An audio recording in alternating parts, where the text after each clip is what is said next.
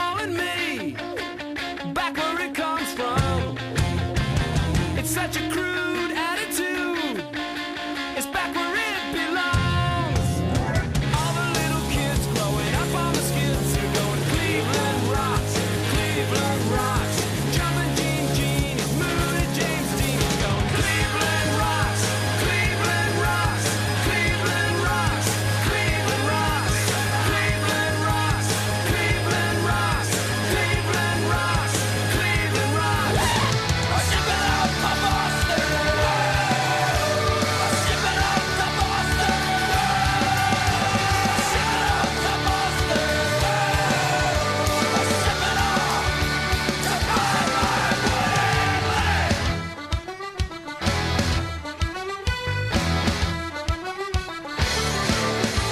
I'm a sailor pig, and I lost my leg. Climbing up the top sails, I lost my leg.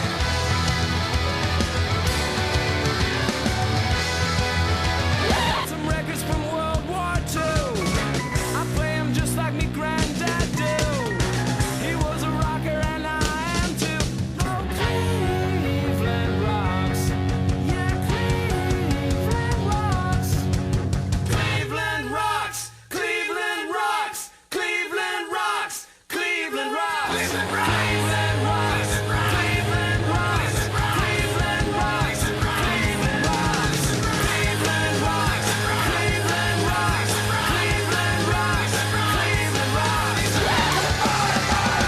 Cleveland rocks.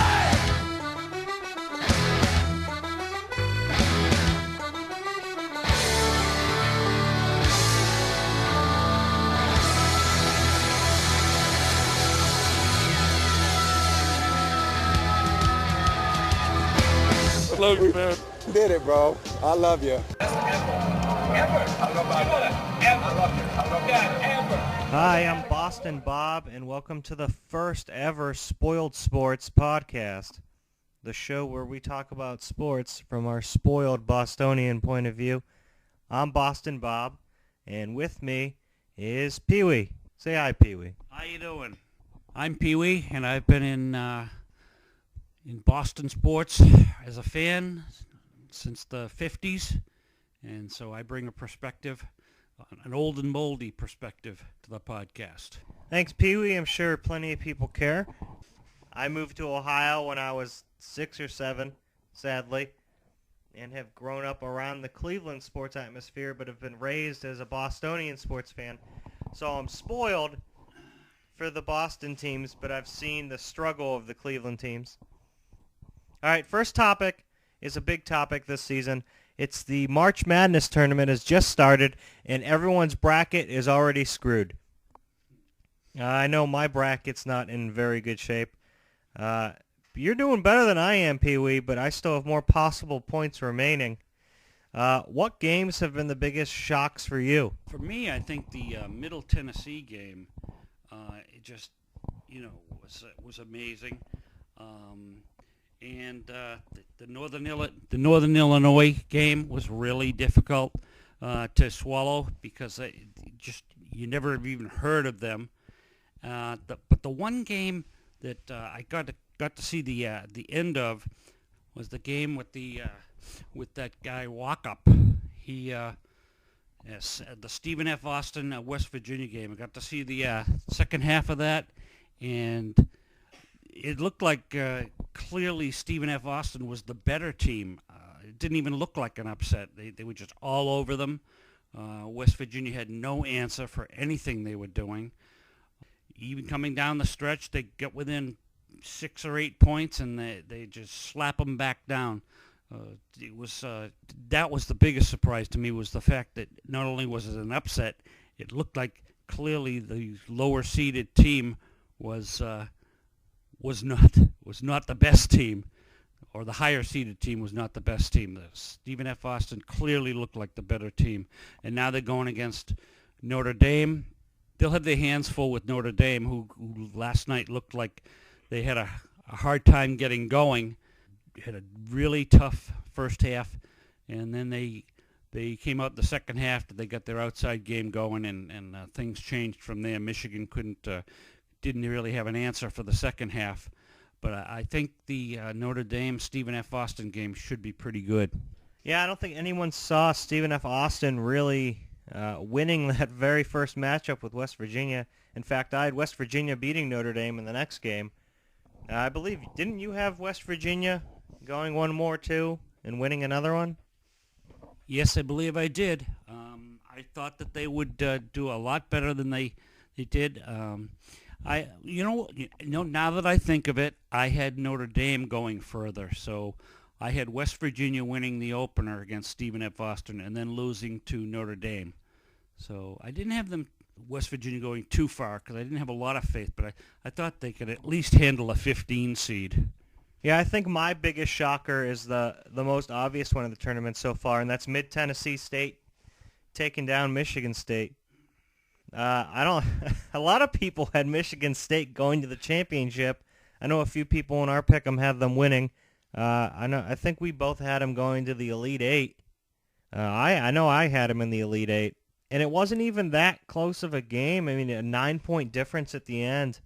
It wasn't one of these buzzer-beating upsets like a few of the games, but Mid-Tennessee and definitely Stephen F. Austin outplayed their opponents the entire games. And it's funny how none of my upsets worked out, but the games that I picked to be straight up were all the upset ones. Hawaii taking down Cal. I didn't have that. Did you have it? No, I didn't. I didn't have the stones to pick that one, even though I like the thought of Hawaii going further. I always have a high regard for the Hawaii program in as much as they always have that early season tournament out there, the Maui tournament, where they're always playing good teams. So I don't think that's really a huge surprise. All right, you heard it here first. Pee-wee's a bandwagon Hawaii fan and jumping on now. Because I don't think anyone believes that you have a high respect for the Hawaii program. Nobody has a high respect for a program that's like a zillion miles away. Wichita State over Arizona. I didn't have that, but you did, right? You had Arizona losing the first game. Yes, I did. I don't think much of Arizona, and I thought the Shockers would indeed shock them. That was stupid. Okay. I know our friend Jay had Wichita State going fairly far. Granted, he thought it was going to be Vanderbilt, but still, the points count the same for him. Other upsets, the big one in Yale over Baylor.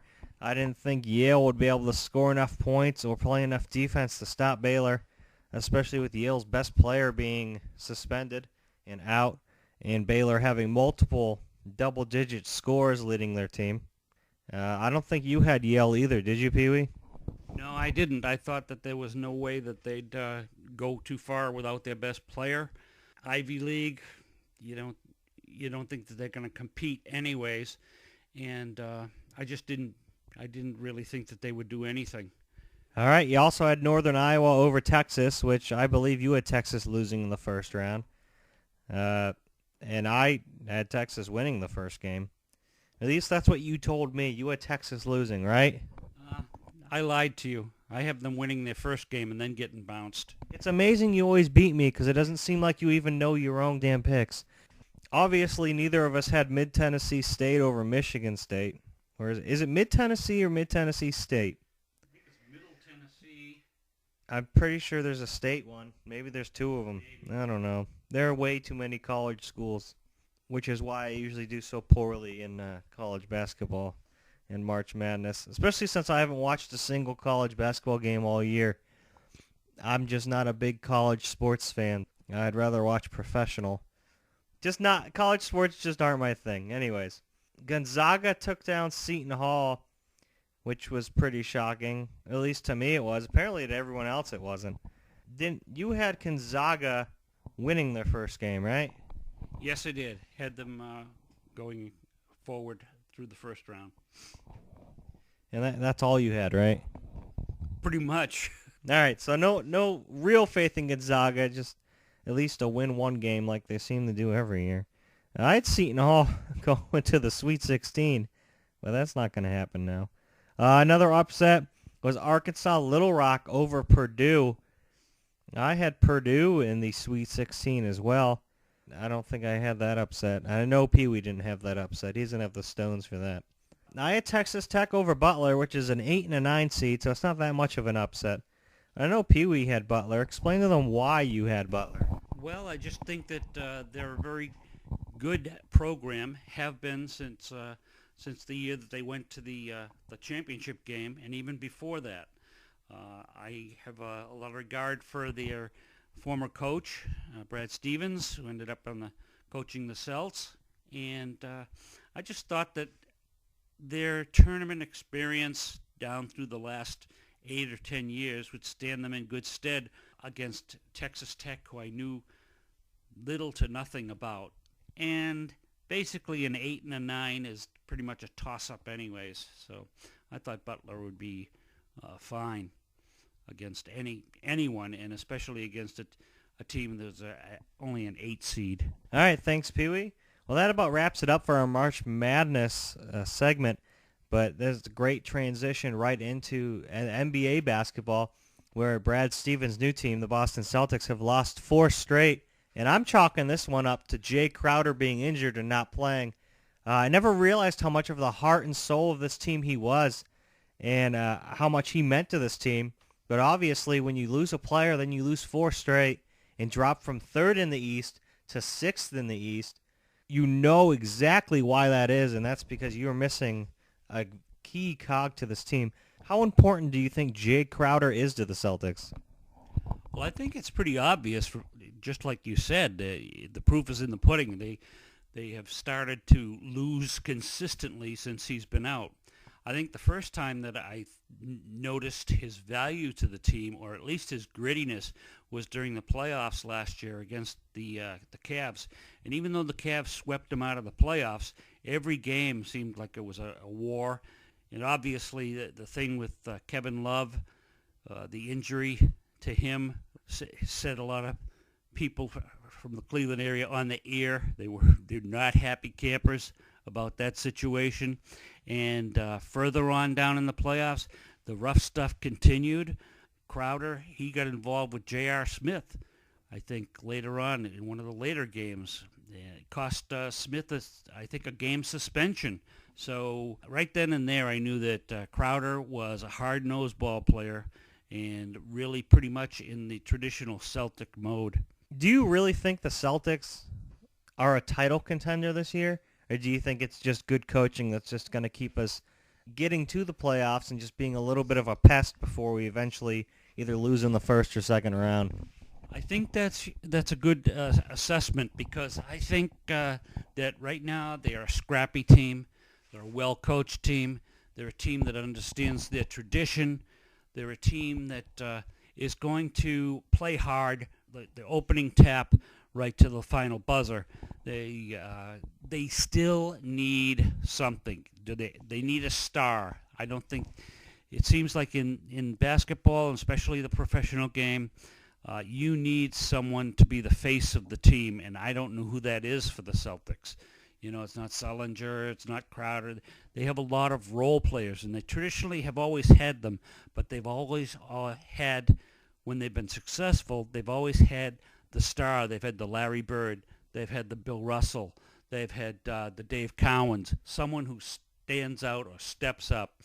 And even when they don't, some guy does it just for that year. You're really showing your age, because the first player I would have mentioned is the Truth. And you didn't mention him at all, and I believe he's the leading all-time Celtics scorer. I think we do have a face for the team, and that's Isaiah Thomas. He leads the team in scoring. He leads the team in assists. Jay Crowder's leading the team in field goal percentage, but Thomas runs the offense, averaging 22 points a game and almost 6.5 assists a game. Do I think he can lead a team to the promised land in the playoffs? No. I don't think he can be that guy. I think he'd be a great 2, especially a 3. And I do think the Celtics do need a better face than that, which brings up the rumors of a Kevin Durant signing in the offseason. But I don't think the Celtics are going to be able to land Durant. I'd love to land Durant, but I think one major factor that's leading to the Celtics' 39-30 record is the fact that we have Philadelphia, who's 9-60, Brooklyn, who's 19-49, and we have their draft picks, and New York, who's 28-41. We have 3 terrible teams in our own division. So I don't even know if I can attribute our success to Stevens being a great coach. Obviously, you can with his team, with his time at Butler, but I think that having 3 teams that you play a lot in your own division that are so bad really contribute to Boston's 39 wins.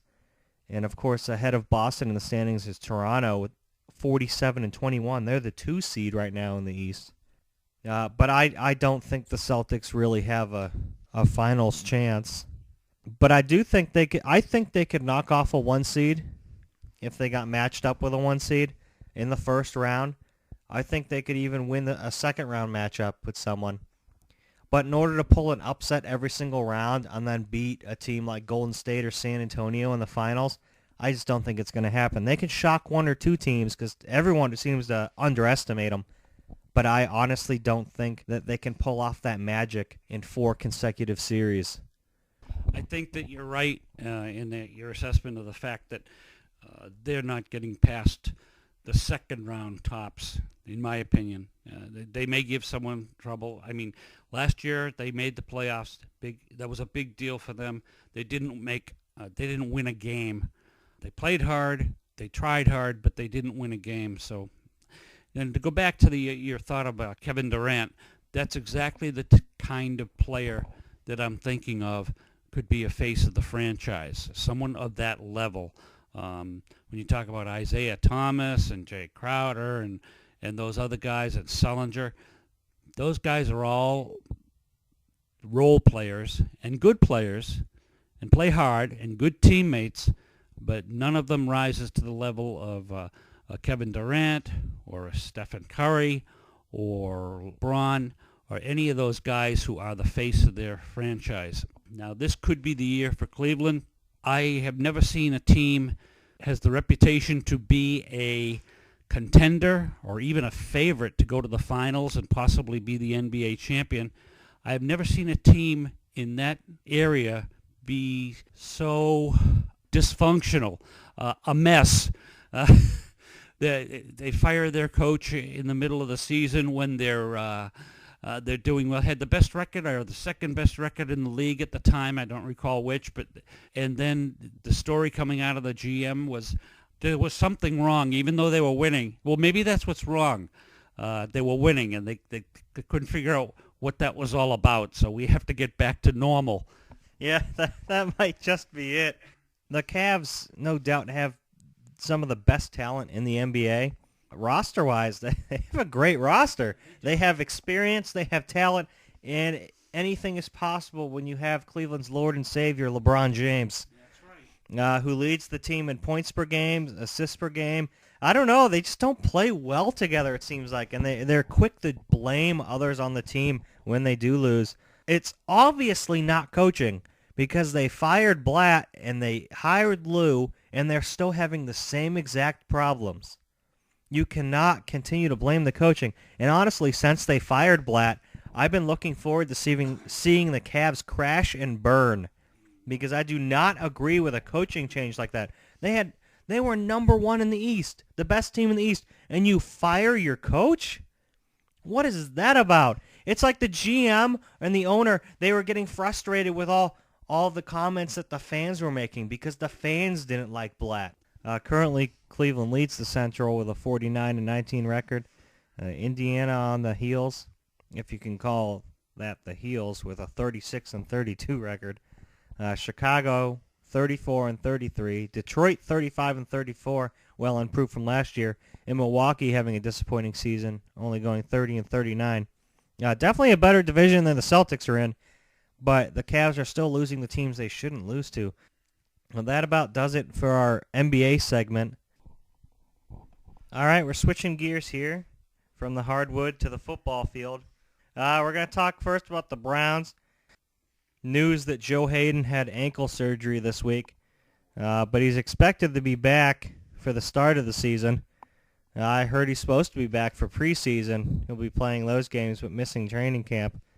A very disappointing season for Joe Hayden anyways, which I think made somewhat of a difference for the Browns.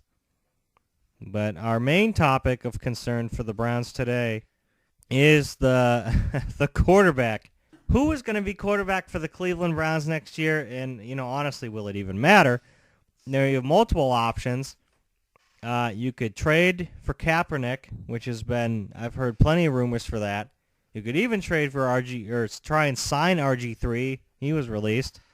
You could do a typical Browns move and re-sign Johnny Manziel, paying him more than before, which is not an option, but somehow you feel like the Browns could do that. Anything is possible. And then you could, of course, draft a quarterback. Pee-wee, what do you think is the best? Oh, and of course you could keep McCown, Josh McCown, who's already on the team, and have him start. I kind of like that option because he wasn't bad for the Browns. He just kept getting hurt because no one could protect him. They screwed up, what was it, his shoulder or his ribs or his collarbone?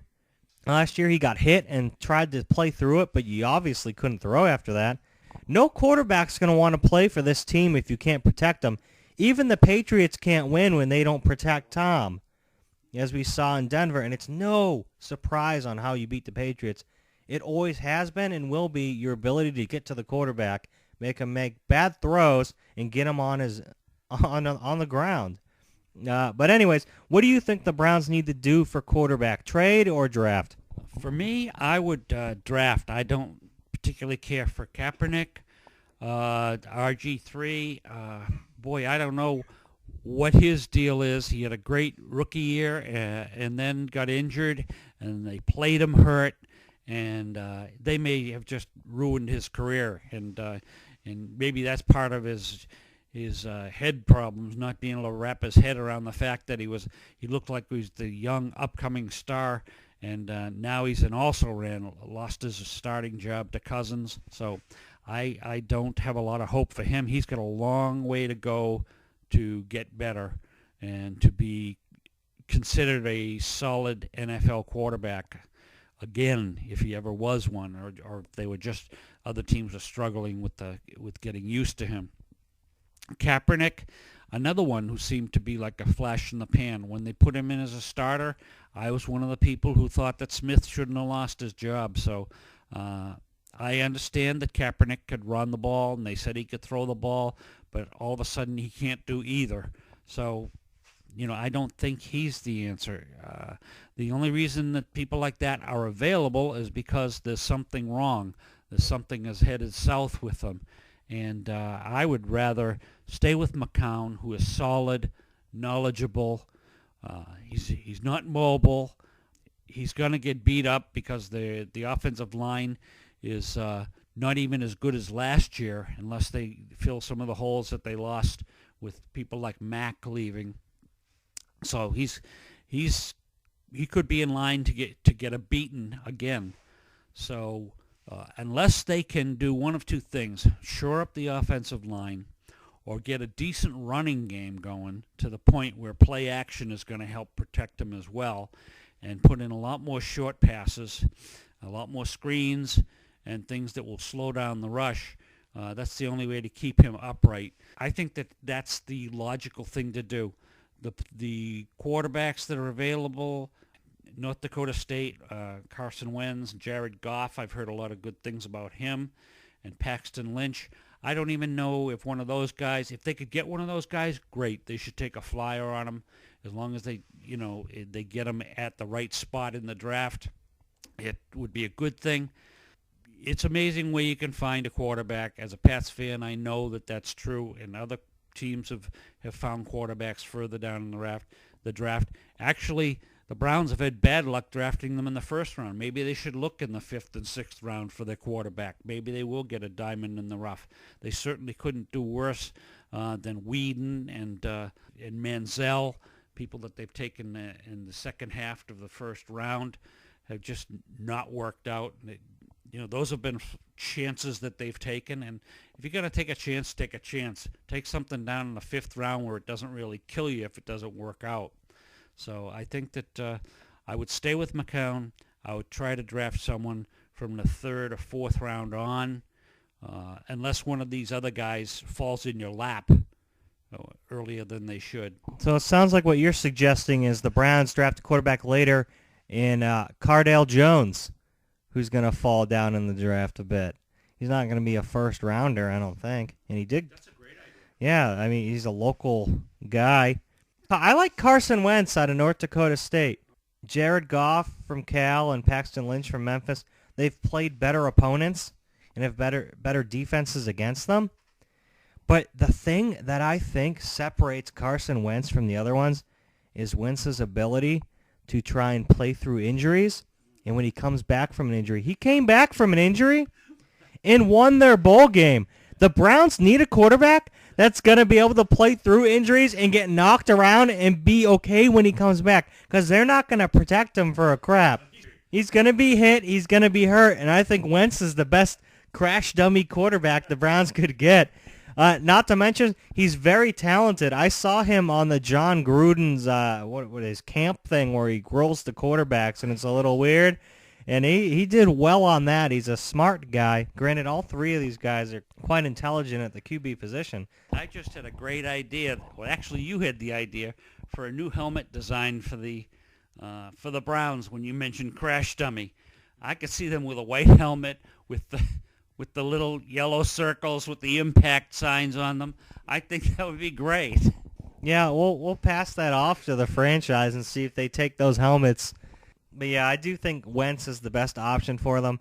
God, I like Kaepernick and RG3 in the fact that they can scramble and run. And I think the hardest quarterbacks to stop in the NFL are ones that can sit back in the pocket and throw. And then when you finally do put pressure on them, they can scramble out of it and gain about 20 yards on you. I love that in a quarterback. But Kaepernick and RG3 don't have the arm. They can make short passes, but they can't really manage those long ones, so they're not really going to sit back in that pocket. They just don't win games. They can't lead a team. I think the Browns should draft a quarterback. It'll also depend on the preseason and training camp, how well they do. But I would expect Josh McCown to be the starting quarterback the opening weekend, with maybe one of these young guys behind him learning. They don't want to Tim Couch him. They don't want to put him in right away, have him get wailed around and ruin his career. The Browns have already ruined plenty of QB's careers. Another big issue for the Browns is their lack of moves this offseason so far, which may not be a bad thing if you consider it an addition by subtraction. Obviously, dropping Manziel makes the team that much better. You have less of a distraction. You have room for a talented quarterback. Another addition by subtraction drop is Dwayne Bowe, who did almost nothing this season. But they also recently signed Raheem Moore, Don Jones, and a signing that I like at wide receiver. They re-signed Terrell Pryor. We didn't see much of him this season, but it can't hurt to give him another tryout. Plus, you lost Travis Benjamin in free agency, so you need a wide receiver. We'll see if Josh Gordon comes back and is at full strength and stays sober, clear-headed, which I doubt. But the Browns really haven't added anyone. Do you know anyone who the Browns could sign or have any ideas of signing, or you like anyone for them to sign? Them to sign almost anyone. It seems like they've freed up a lot of payroll. That seems to be something that they've done. And they seem to be trying to set a new standard for how a football team is run by bringing in DePodesta and his sabermetrics or whatever. I just think that there's something going on behind the scenes that they are not going to jump all over the high-profile signings. One of the things that I think sabermetrics did in baseball was show you that you didn't have to go get the high-profile players if you got the right mid-level players who complemented each other. So I'm wondering if that's what's going on behind the scenes, that they're searching for just the right combination, and they'll be able to get a lot of good players rather than one or two very good players and hope that they can carry the team. Football is not, a one-player sport. You don't have one guy that's going to carry you. Everyone has to be contributing, and even the second and third string, they have to be contributing because people go down, and there's that old saying, next man up. It's no more true in any sport than it is in football. Next man up all the time. So you really need depth. So I'm wondering if that's where they're really concentrating. They want a deep team. They want to see little drop-off from the first and second string players, and maybe that's what they're looking for, to get equal value right through the entire lineup. I'm interested to see what happens, and the fact that they haven't really made a lot of free agent moves other than to free up spots and free up salary, I think is telling. We'll move over to the Patriots side of the things. The Patriots were kind of browning it out for a little bit. They weren't doing much. Browning it out means not making any moves this offseason. But then they kind of started making some moves. They traded Chandler Jones, who led the team in sacks last year, for Cooper, who was a lineman, an offensive lineman from Arizona, a former first-rounder. Do you like the Jones trade, Pee-wee? I think anytime you can get help on the offensive line. Well, they had depth issues last year, and they from time to time, the offensive line looked okay. It started out the year looking horrible. They finally got it together. Then they got some more injuries, and by the time the playoffs came around, they were just a patchwork unit, and they really weren't up to the task of keeping Brady upright, certainly against the Denver team. Of course, Denver's another matter altogether. They can bring it with Von Miller and Dunlap and all of those guys that they had to rush the quarterback. You knew that the Pats, that was going to be win or lose, whether they could keep Brady upright, and he got smacked so much more than he had in any other game, if not all year, perhaps ever.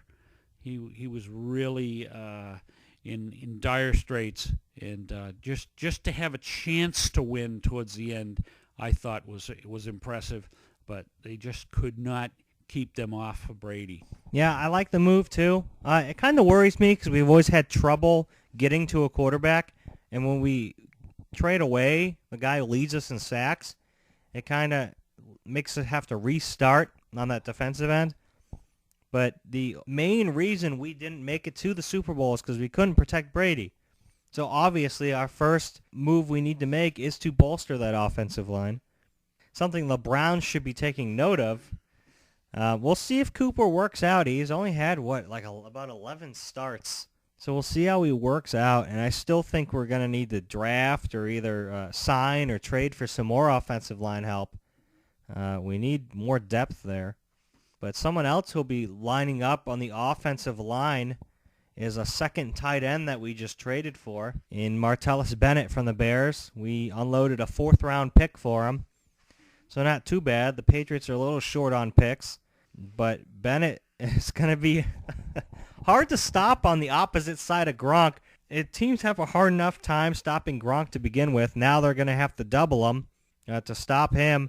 And Bennett's going to be open on the other side or in single coverage. So teams are going to have no way to stop Gronk when Bennett's on the field with them. Kind of like when we had Aaron Hernandez on the field with Gronk. It's going to be a real hard stop for defenses. I think I already know your answer to do you like the Bennett trade. But what else do you think Bennett will add to the Pats offense? I like it a lot. And you hit on it right at the end when you said this is going to be the best tight end combination they've had since Hernandez went to jail. So I think you got that correctly analyzed. Bennett, I think he's a number one type tight end. He has been for the Bears, and I know from what I've seen, just messing around with fantasy football, whenever you see someone grab a tight end, if you can get Bennett, they grab him. He's a good target in the end zone. He's a big man. I'm not really too well-versed with how well he blocks, whether he's an all-around tight end, but he definitely is someone that the defense is going to have to keep an eye on. The Patriots also signed running back Donald Brown, defensive end Chris Long, and linebacker Shea McClellan. Long being from the Rams and McClellan being from the Bears. Brown coming over from the Chargers. Donald Brown, he's a small running back, but he's fast and he's shifty and he catches the ball a lot. Chris Long being a former first-round pick. These are all former first-round picks, including Cooper. So I feel like we're making up for our lack of picks by signing former first-rounders. Now they don't have to live up to that hype because they get kind of a new start with the Pats. What do you think about those moves? I like them all. I like the getting the help on the defensive line with Long. Anytime you can get a pass rusher, that's good. Linebacking, they just had who just retired? Was it Mayo? So they needed that move. The other guy on the offensive line. Anytime you need to fill that in, you need a solid offensive line to keep your quarterback upright, like we mentioned earlier. In Belichick, I trust. They seem to know what they're doing, and even if they do miss on one of their picks, it doesn't seem to cost them a lot because they're getting guys that showed a lot of promise either early on or coming out of college and have maybe underperformed a bit. And if they can find out how to get them back to the level that made them number one picks, then it's all gravy. At that point, if only one or two of these guys hits, then it's going to be a good thing. Donald Brown, the Pats last year when Blount and Dion went down, they were hurting at running back. They really didn't. The depth started to show at that point. And anytime I think running back, you can't have too many of them. I kind of compared it in the past to pitching in baseball. You can't have too much pitching. And in football, I don't think you can have too many good running backs because they're constantly being hit. It's the shortest career in any position in football. So I really think that running back, the picking up of Brown is a good thing. And again, like I said, I really see the Patriots make a dumb move or a move that they don't already have a plan to escape from. I think that that's probably what they're thinking. We'll bring all these guys in.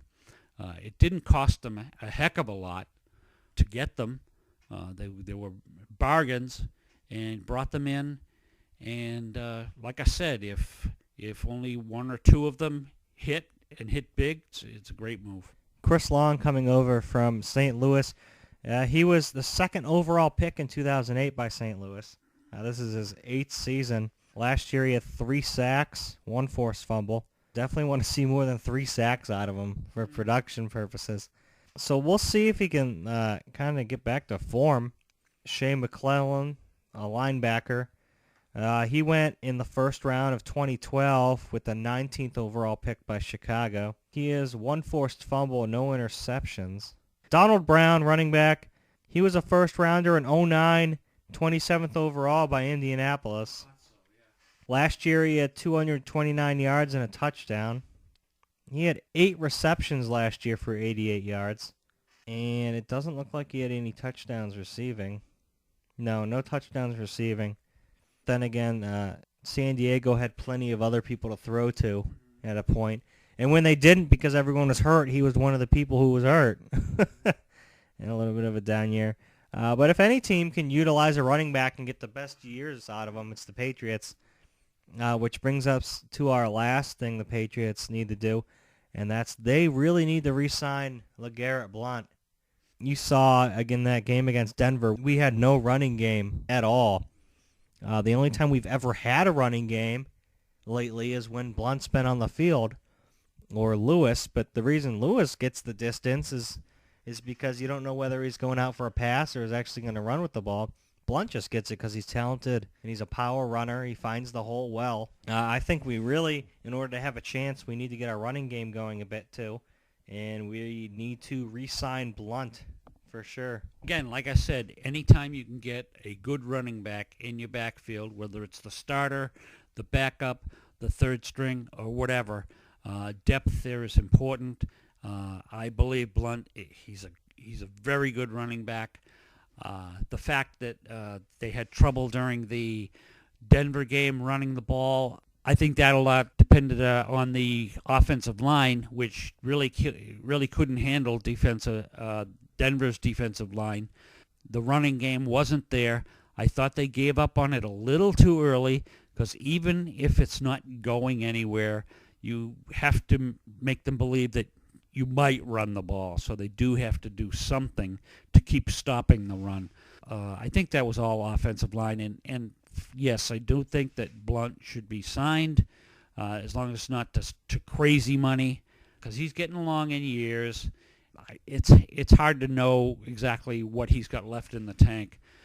The other running backs, I always liked Donald Brown. When he came up with Indianapolis, he was solid, smart, caught the ball, did everything they wanted. He never could break into as the starter, except when they had some injury issues or when they were desperate to try something new. But he's always played with a good team. He's played with a decent quarterback. So if he can catch the ball, which that's what I hear he can do, he's going to be fine with the Pats. He's going to do well. And then with the Lewis coming off of his injury, hopefully he's still doing well and he bounces back. They will have pretty good depth. And again, anytime you can get a running back of NFL quality on your roster, you should do it. All right, thank you for your astute opinion, Pee-wee. We're going to go from the gridiron to the baseball diamond now. Now, the Indians have plenty of questions this year, including how's Francisco Lindor going to do in his first season, his first full season? Is Kipnis going to be able to keep it up from last year when he was unconscious with the bat, average-wise? And how's Mike Napoli and Rajai Davis going to fit in with the Tribe offense? But first of all, who are you more excited for to see this season? Lindor, Kipnis, Napoli, or is it to see if Kluber can take home another Cy? Or who are you the most excited to see this season for the Indians? I think along with Kluber, the entire pitching rotation is wicked strong. I think that that's the strength of the Indians team. I don't think I'm alone in that idea. Kluber, Carrasco, Salazar, Bauer, Tomlin, and Sky Anderson. I think they've got plenty of depth there, at least starting out, and they are going to be able to pitch. So I'm excited, and whether or not Kluber can again be Cy Young worthy, we'll see. He certainly has the tools and the smarts to do it. So I like their pitching rotation. Regarding the other players we talked about, Lindor, I think he's going to be, I think he's the real deal. I think he's going to be great. He's going to, I believe he'll continue developing and getting better and better. He's fantastic in the field. That's something that you rarely see, fielding slumps, especially from someone who's really good like he is. So the defense, and if you have defense at shortstop, you can tolerate a little offensive slump from that position. For years and years ago, the Orioles, during some of their best years, they had a great defensive shortstop named Belanger who hit like 190, and they still played him all the time. So if he's not driving in runs, he's saving runs, which is basically the same thing. Kipnis, he's going to be, I think he's solid. I think we've seen what he can do, and I think he can consistently keep doing it. Now, it remains whether or not the pitchers in the league, the rest of the league's pitchers, whether they find a hole in this swing somewhere along the line. But that's what baseball is all about anyways. It's about continuously making adjustments. They find something, a type of pitch or a type of thing that you can't get to or that you can't hit solidly, and that's what you seem to get a steady diet of.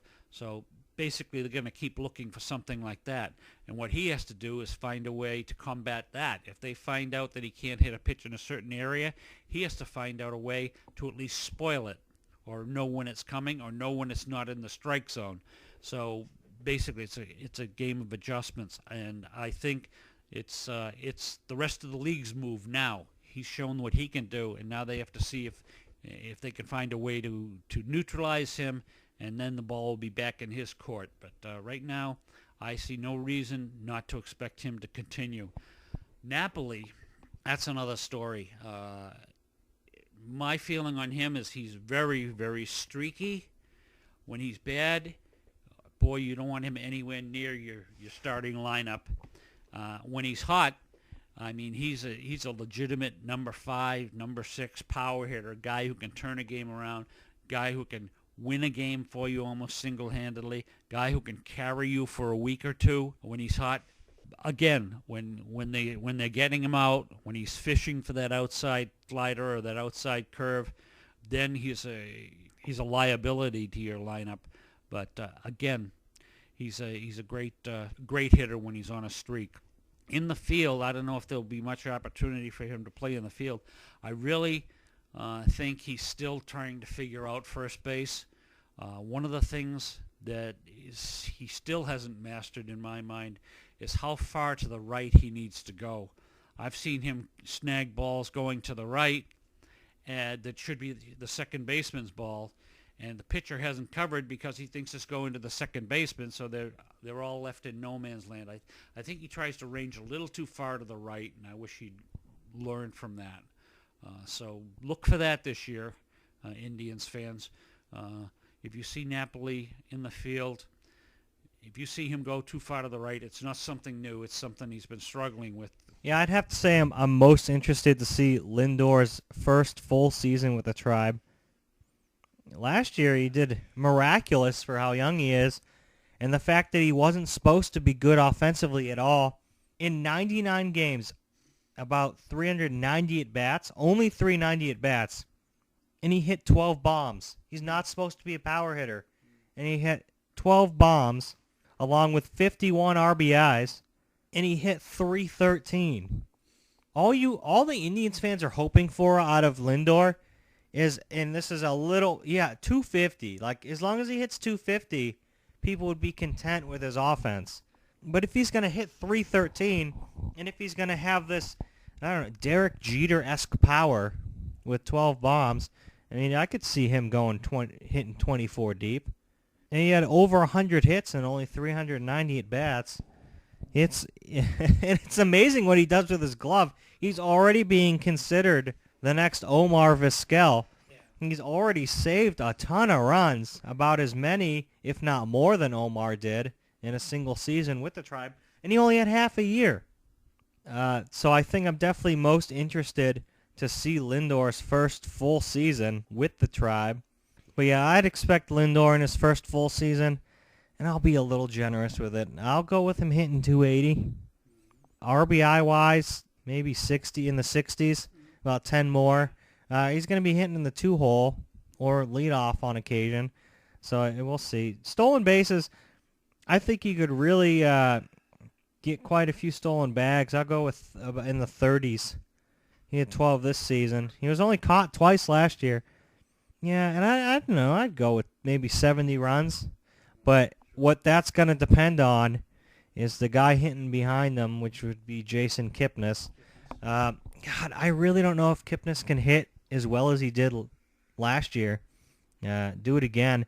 Especially where he cannot hit lefties very well at all. Yeah. Like, all you have to do is throw up a lefty against him, and it's, game over.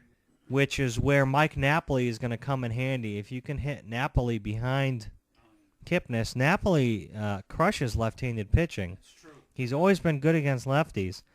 Last year, he only hit .224 with 18 bombs and 50 ribbies, but he had a terrible start for the Sox last year. He didn't really start hitting and doing well until he got traded to the Rangers. And granted, that is a hitter's park, and he does hit very well there. But I would expect Napoli to have a resurgence this season. I could see 30 bombs out of him. I could see him hitting maybe 250, and that's if you're lucky. Yeah, he does strike out a lot. I feel like he either goes deep or strikes out, and that was in Fenway, which is a good right-hander's park. Granted, Napoli's hitting fairly well right now in spring training. He's hitting .444, but expect that to taper about in half when the season comes. He's only got 3 homers, but when you're hitting .444, it doesn't much matter. One thing I do love is that Napoli is going to be coached and managed by Francona. That'll be a good fit. And team chemistry-wise, Mike Napoli is great. You cannot measure how much he adds to the Tribe with just his team chemistry and how fun that place is going to be. Another new addition is Rajay Davis. Played in Detroit last year. He's more of a base runner, a speed demon. He hit .358 last year with only 8 bombs and had 30 ribbies with an on-base percentage of .306. He does hit left-handers better than he hits right-handers. And he's a right-handed bat. A real fast guy. Last year he only had 18 stolen bases, so his speed might be tapering off a little bit. But I think he could be a good leadoff man. But it's looking like the Indians are probably going to platoon him. But he's a good guy to even have on the bench with some speed. And, of course, the Indians' pitching rotation is absolutely amazing. You have Kluber, obviously the ace, and you have Carrasco there at 2, Salazar and Bauer. The only question is, who's going to be that fifth starter? Is it going to be Josh Tomlin or Cody Anderson? Both of them are sinker ballers. Tomlin has more years on Anderson. Granted, Tomlin being the older guy has had more injuries. But who do you think should be that fifth starter, Tomlin or Anderson? Being an old guy, I'm always going to go with the veteran, figuring that he's already proven he can do it. And I would go with him until it's apparent whether or not he's still got it or not. So I think that Tomlin is the guy I would go with in the fifth. And you really don't even have to find that fifth starter per se until sometime late April because of all the off days starting off the year. Some teams have even been able to go with a 4-man rotation with all those off days in the first 2 to 3 weeks. So I'd start with Tomlin, fill the other guy in, see what he's got with long relief. You get into a game where someone had a problem and got bounced early. We'll see what he's got then. Just going back quickly to the Lindor thing and all the things that we think that he can do. One caution I have about him, and the fact that he had 12 homers last year in half a year. I don't think you can expect him to hit 24 in a full season, and I think that would be a dangerous thing for him to try. I've seen guys who are top-of-the-order hitters, who are speed guys, who are lead-off and second guys, hit a few homers and all of a sudden think that they're a power hitter and their swing goes away. Or their game goes away, their offensive game. I don't want to see him swinging for the fences. I just don't think he's that kind of a player. So. But hey, if Johnny Damon can hit 20-some home runs in a season, Lindor could. I mean, it's possible. I never said I wanted to see it. I'd rather have him hit like 350. But it's just nice to get the occasional long ball out of someone you don't expect it from. Oh, yeah, that's nice. An occasional ribby. I agree with you on the Tomlin-Anderson debate. I'm going to go with Tomlin in this because he has more experience. He's earned it. And one thing that is often overlooked with a sinker baller is you get older and your arm wears down, that sinker ball gets nastier and nastier. That's why Derek Lowe had such a long career, and he seemed to get better with age. With Tomlin, he's had a few shoulder injuries. His arm doesn't throw as hard as it used to. That sinker is going to be even nastier than it ever has been for him. I think he's got to be that fifth starter. Granted, I think it's up to Anderson to try and steal that spot away in spring training. If Anderson pitches lights out in spring training and Tomlin gets lit up quite a bit, I'd be okay with Anderson even taking that fifth. But I think it's Tomlin's job to lose, really, that fifth spot. And, of course, you can use Anderson in the pen as a long guy. And you could even use him as a regular reliever when you need a double play. That's the convenience of having a sinker baller in the pen, like when the Sox used Justin Masterson out of the pen before they traded him to the Indians and he was made a starter there. Well, the bullpen will be pretty solid, too, with the addition of Tommy Hunter, Cody Allen closing out games. You have Shaw setting them up. Jeff Manship was phenomenal last year. I'm not sure if they'll make the playoffs. They really need to get out to a good start for once. I heard from a source that they started, pitchers and catchers reported earlier than usual to try and kind of cut out that first month of the season. Maybe if they start a month earlier, they can start the regular season on a good pace. But that kind of worries me, especially with these young arms in Carrasco, Salazar, Bauer, and Anderson. If you start, even Kluber, if you start a month early, are they going to wear down the last month of the season and maybe be in contention for a playoff spot, then fade away that last month? Do you think starting up a little bit earlier than usual will help or hurt the Tribe? Basically, the history has been in the last several years that they dig that hole, and sometimes they just can't get out of it. One year they dug a hole and they managed to just squeak up to a wild card, but nowadays the wild card slot is not a place where you want to be. That one game elimination is brutal, and I think that they need to play solid the whole year. I'd rather see them take a chance with starting their pitching a little earlier and seeing if they can just hold on, because we know that the other way hasn't worked.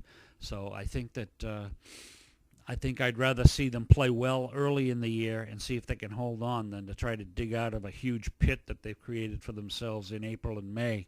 So I think that I like the idea. It shows they're trying something, not the same old. Yeah, it definitely can't hurt to try it. And they really need to get off to a good start for once. It seems to be an Ohio thing. The Cavs started off slow last year. The Indians start off slow every year. The Blue Jackets never play the first month of a season.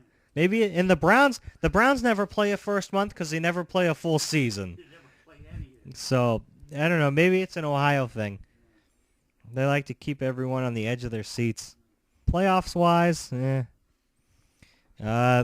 Twins will be decent. They were surprising last year. The Tigers will be good because they still have Miguel Cabrera. As long as he could stay on the field. Last year, the team was hampered because Victor and Miggy were hurt almost all season. And, of course, they ended up trading away their pitching at the deadline. And Kansas City will be Kansas City. I predicted them to take the AL Central last year, and everyone thought I was high. They thought that it was a flash in the pan, and I said, look, they didn't lose. The only player they lost was James Shields, who's overrated anyways.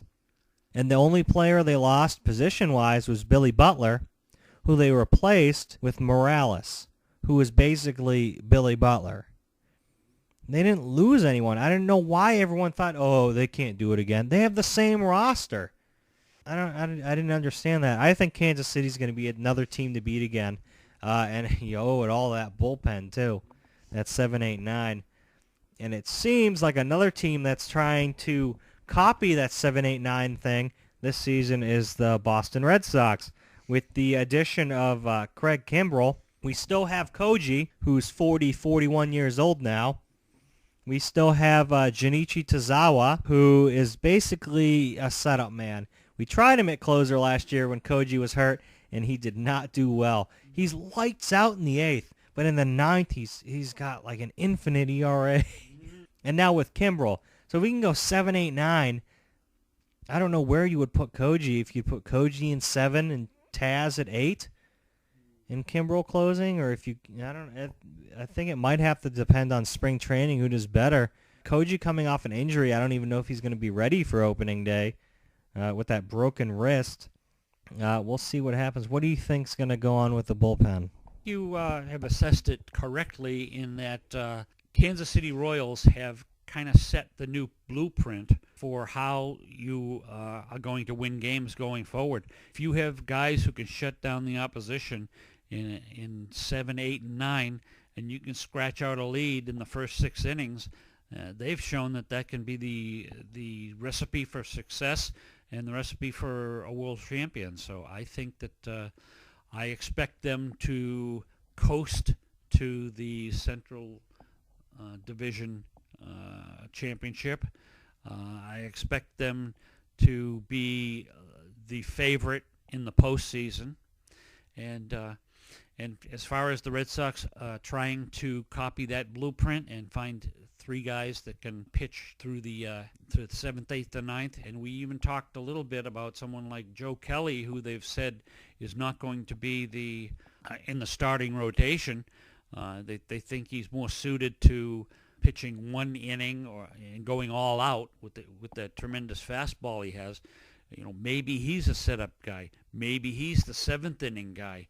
Between those four pitchers, Koji, Tazawa, Kelly, and Kimbrel, if they can take care of the last three innings when they're carrying a lead, then I think they've got that set up. Yeah, I forgot about Kelly. And even when he starts, he gets that fastball up to 96, 97. Now that he's going to be rested in the pen, we'll see if he can get that thing moving at 98, 99. And his pitches have so much movement. His slider's almost terrible because it moves too much. I have a feeling he doesn't know where it's going. I don't know where it's going. It's nasty, but sometimes it just hooks too much. And like you just said, if he could just locate it, back door and front door, some guys with that slider. The Red Sox pitching's a little log jammed. Obviously, we're going to have Price at the beginning of that rotation. And then I think it's going to depend on spring training, whether Porcello or Buchholz get that 2 spot. And I am praying to God that Buchholz finally gets back to form. When he was on, he had an ERA under 2 with plenty of wins and plenty of strikeouts, and he was in the Cy Young candidacy. But then he had the back issue. He had some hamstring issues. He just kept getting hurt. And then he came back, and his mechanics had gone to hell. We'll see if Buchholz can get back to form. We need him to get back to form.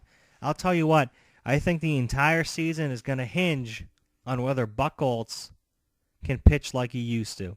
Because pitching is so important. If we can get Buchholz pitching like the ace he was supposed to be, and we have Price in front of him, and if Porcello can just pitch like the 2 he's supposed to be. Granted, I'd make him a 3 right now, but he's supposed to be as good as a 2, and he's shown flashes of that. Price just needs to be himself. Buchholz needs to pitch like he used to, and Porcello needs to bring that 2 stuff to his 3 spot. And then we have Eduardo Rodriguez, who reminds me of a young Johan Santana, that sidearm left-handed delivery with a solid running fastball, a nasty slider, and real slow circle change. He's got the same repertoire. The only issue is that he's currently injured, and he's going to start the season on the DL. But even without Rodriguez, we have a replacement in Brian Johnson, who is a hard-throwing lefty for the Sox. Had some elbow and shoulder issues. It doesn't throw up at 100 anymore, but I believe he could still hit 98. And from the left side, that's something.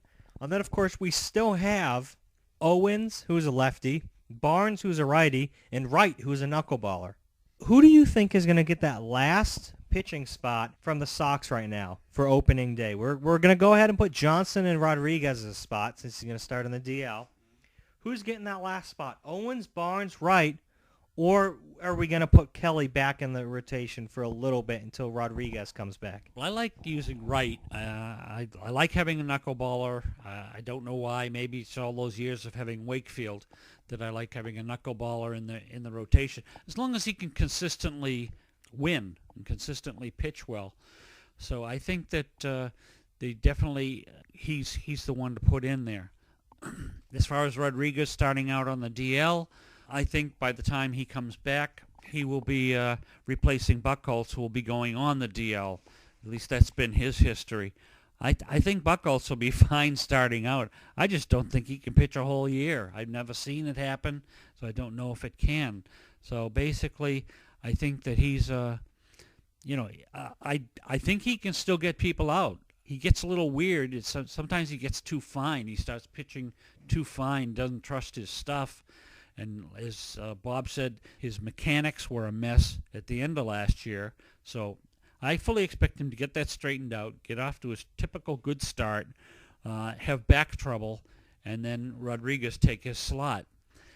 And which kind of suggests a certain thing to me. We talked about the Indians earlier, always getting off to a terrible start. Maybe they should trade for Buchholz just so he can maybe hold down their staff through April and May before he gets hurt. So I think that that's kind of the way that goes. As far as their pitching staff, the Red Sox pitching staff goes, last year they were a huge disappointment. I thought they had plenty of pitchers. I thought they had enough pitching. None of it really came through that well. Now they've got Price. They've added that genuine, bona fide number one starter. I think Porcello at any time can break out and be the Porcello he was with the Tigers. I think he's the real deal, and he's got a good many years ahead of him as a good major league pitcher. Again, the Buchholz, he's a star, or he's on the injured list. If he ever pitches a whole year as well as I've seen him pitch, then he's a Cy Young contender. But as far as the rest of the Red Sox staff, Rodriguez has shown, as Bob said, the ability to spot his pitches, has good stuff, and you always want to have a good lefty, especially when you're in the same division as the Yankees. If you have Rodriguez going well and Price going well, and you go into for a 3-game series in Yankee Stadium, then you're in good stead with those two guys going, and perhaps someone else, pitching well for you as well. But anytime you can throw a lefty in Yankee Stadium, it's a good thing. I agree with you. I do think Wright should be that 5 guy because I like a knuckleballer. But he's also really valuable in that pen because he, in a game, goes a lot of extra innings like it did last year with the Yankees, and you can throw a knuckleballer in there. Sure, the game could end any second if he hangs one, but he can also give you at least 5 innings, and that saves your pitching staff a little bit. And honestly, I don't think Owens or Barnes are really ready. I think a knuckleballer is ready faster than a regular pitcher because as long as you learn how to throw the knuckleball and you kind of get a hang of where it goes sometimes, or at least an idea of how far it's going to dip, I think you can master that a lot faster than some of these other pitchers can master their entire repertoire. Yeah, I think the Red Sox pitching staff is going to be a good one to try and get hits against, especially when Rodriguez comes back. Another big question, because it doesn't matter how many runs your pitching staff doesn't give up if you can't score any. A good question is, are Pablo Sandoval and Hanley Ramirez going to bounce back and have decent seasons? Hanley, he showed those flashes of power, but he couldn't play the field, and there were some games he just didn't want to play, and he was saying he was hurt when he just really didn't want to have to go out and play left field. And Panda had a lead glove all season, and he's shown up even heavier than he ever has before. Do you think Panda and Hanley are going to have bounce-back years, or do you think it's just going to be another waste of money like Gonzo and Crawford? Well, I think Hanley has the tools and the ability to hit. He's always been able to hit. Whether or not he has the attitude or needs an attitude adjustment is something we'll find out. I think maybe he was just getting adjusted to the left field wall. And did he play? I think he played some first base last year, or he's going to play it this year, and that's going to be another adjustment. So hopefully that doesn't mess up his head as far as hitting goes, because he seems to be anything that is out of whack or anything different can kind of mess him up, overall. So I think he's fine. I liked the acquisition. I was a little leery of the clubhouse antics or his attitude when they got him, but good major league hitter. Sandoval, boy, I don't know what to say about him. When I saw the pictures of him showing up at camp, looking like a beer league softball player.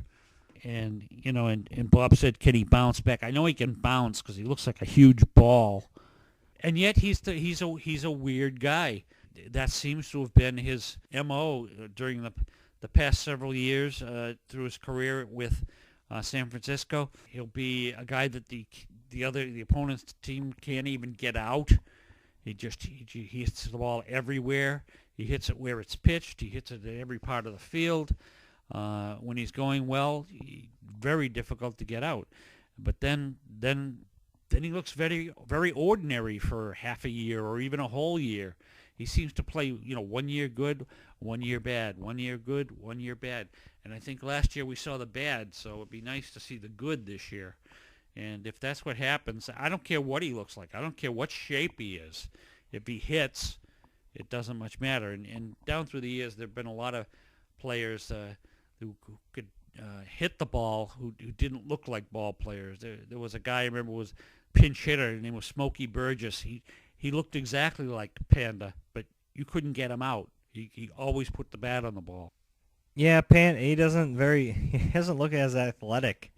Like, I think we have more athletes on our actual beer softball team. One thing that I was so disappointed with this season was the fact that he had to stop switch hitting because he cannot hit right-handed. I loved seeing him. When we signed him, I imagined him playing Pepper with the Monster all day, hitting from that right side. And then he just could not hit. He was miserable from that side. His numbers this season, which are very disappointing for the guy we were supposed to sign, he only hit .245, which for Panda is not good. I expected him to hit near 300.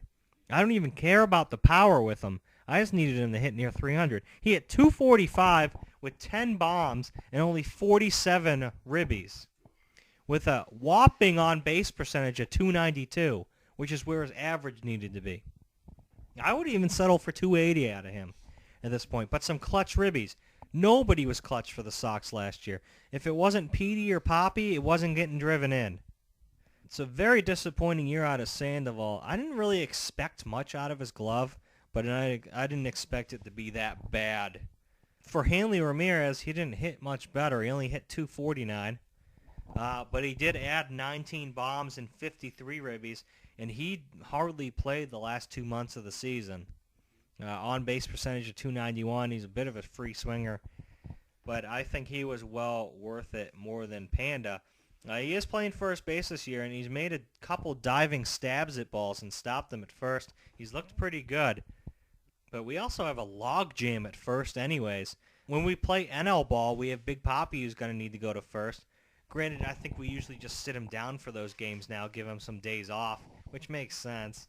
We have Hanley who has to play first now. I think Sandoval would be a fine first baseman, especially since he can't play third, obviously, anymore. He can't get to balls. He can't glove things. At least he can catch a ball. Although he's not going to jump for anything too high, as Pee-wee is illustrating. And we have Travis Shaw, who plays first and third. I'm sure we could stick him in the outfield, but we have a crowded outfield, too. Castilla out there, Rusney. We have Jackie Bradley Jr., we have Mookie Betts. We just signed Chris Young. We have a good outfield. Another thing I'm really looking forward to for the Sox this year is to see how Jackie Bradley Jr. does in a full year up. He started off miserable with the team, got sent down, and then at the end of the year we brought him back up because of injuries, and he was amazing. It was like Michael Trout-esque. He was hitting for power. He was making diving catches. He was stealing bases. He was getting on base. If he could put a full season in like that, he's an MVP candidate. He is the Red Sox Mike Trout. And he just has to put it together for a full season, and he has to hit lefties. But honestly, with our logjam at first and a bit at third, I'm kind of hoping Panda and Hanley have a good season so we can trade them away at the deadline. I want to trade both of them away. And I'll tell you exactly why. We have the number one prospect at second base in Yoan Moncada, one of the Cuban prospects. Number one second base prospect who plays all the infield. He can play short, he can play third, he can play first. He can play in the outfield as well. I'd like to see him play some first base for our team.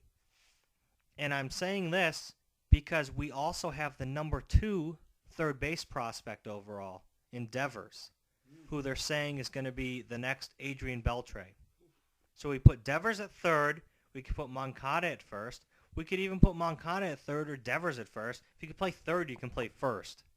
So even if Panda and Hanley don't turn out, the only thing that really hurt us is how much we paid them, because we have those young guys behind them. And another thing I'm really looking forward to out of the Sox this year is Xander Bogaerts. See how he does in another full season. He's been hitting for power. He's been hitting for average. He's been fielding. He's a big guy. What do you expect to see out of Xander this season? I expect Xander to continue to improve. He's a prototypical ball player, a prototypical athlete. He looks like the kind of guy who could play many different sports. He's just, very well put together. I like the way he hits. I like the fact that he will hit the gap in right center. He can really drive the ball that way. And in Fenway, he can reach the wall with no problem, even when he doesn't hit the ball well. He hits it well enough to tattoo the Green Monster. So I think that he'll continue to get better. His size is reminiscent of a big shortstop like Cal Ripken. Boy, if he could ever mimic that type of career, there'd be no complaints out of me about Xander Bogaerts. So I think he's going to be their shortstop for years to come and be solid. And I'm looking forward to seeing him just continue to improve. The one guy that I want to talk a little bit about is in the outfield. I just read something recently or heard something recently about Mookie Betts. And not only has he shown himself to be a tremendous defensive outfielder and a great scrappy ball player on offense, they say that he's super dedicated, that he thinks baseball morning, noon, and night, and that he's almost like a Pedroia in the outfield as far as how scrappy and how much he wants to learn. They say he's always constantly picking people's brains on the bench. He's asking questions all the time, and he's looking for feedback from coaches, from other players. He talks to players on other teams. He just, baseball when it comes to him. And I thought that was a great recommendation for him. And I can't wait to see how he develops. I think he's going to continue to get better and better and better. As far as unloading Hanley and Sandoval at the trading deadline, I don't think we can depend on the Dodgers again to take care of our problems, especially since they already had Ramirez once. I don't think they'd want to go again. And Sandoval, they probably don't want him because he used to play for the Giants and they hate the Giants. So we won't get the Dodgers to bail us out. I don't know who will, because when Sandoval came last year, that was the knock. A lot of people said, "What are the Red Sox doing? This guy, he's one hot fudge sundae away from eating himself out of the lineup. You don't know about what you're going to get with him." And Hanley's already had the reputation of being a little kooky. He's got the right last name. He's like another, Hanley and Manny. They even sound alike. So I think that's where that is going, or where it's gone in the past and will continue to go. The one thing I hold, if I wanted to keep anyone, I would keep Hanley if I had to trade anyone. So I would keep Hanley and move Sandoval if there were any takers. I still think that Hanley has the better power numbers. He has the more pure swing from the right-hand side. So I think he'll be fine. The Red Sox as a whole last year was extremely disappointing. They didn't pitch. They didn't, for the most part, hit. They didn't hit in timely situations, as Bob said. They did not. If it wasn't driven in by Pedroia or Ortiz, they were just going to be LOB. So I think that's the way the Sox are going to go. It'd be hard for them not to improve this year. So I guess that's a good thing. We'll look for them to do better. We'll hope for the best on that account. Well, that about does it here for us at Spoiled Sports Podcast, mainly because I'd rather eat right now than talk into a microphone. Sometimes food does come first. Well, any last words, Pee-wee, before I kick you off the show forever? No, just want to thank people for listening and say so long, and we gone. You have the most inconsistent audio levels of anyone in history. I'm Boston Bob, that was Pee-wee, and this was our first ever episode of Spoiled Sports. Hope you enjoyed the podcast. There'll be more to come, and have a great week.